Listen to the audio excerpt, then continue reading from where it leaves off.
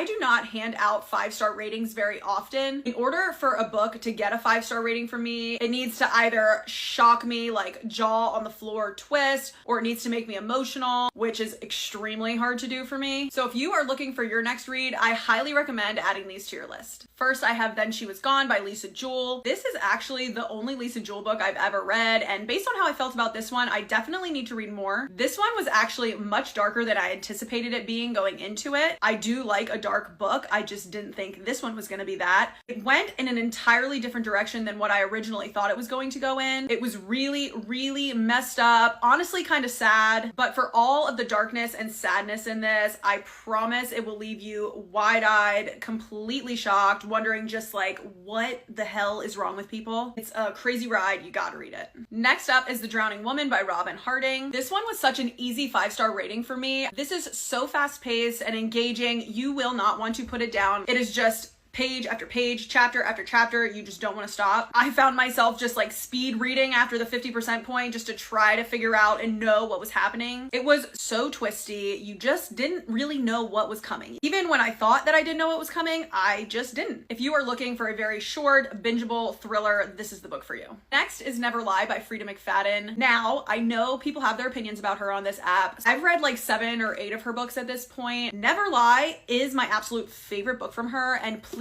do not write Frida McFadden off until you have read this book. The way my jaw absolutely dropped to the floor while I was reading this is like nothing I've ever experienced reading a thriller. And let me tell you, I see people comment when I post about this book, like, I'm reading this right now, and like, is the twist really that obvious? No, it's not. It does seem very obvious at the beginning. I also thought I had it figured out. Did not even close. I just was left absolutely speechless. My head just couldn't comprehend. I was flabbergasted. You have to read this one. Next is Appetite for Innocence by Lucinda Berry. If you have never read one of Lucinda Berry's books before, just know that they are extremely dark, extremely traumatic. This one in particular, I thought was very graphic. They're not for everybody, but if you like being traumatized by your books, you gotta give her a shot, especially this one. This is the only book I've ever read where I have had to actually stop reading mid-chapter. It was so intense and so graphic. I find myself not triggered by a lot of things. I can usually read things and be like, okay, a little disturbed, grossed out, whatever.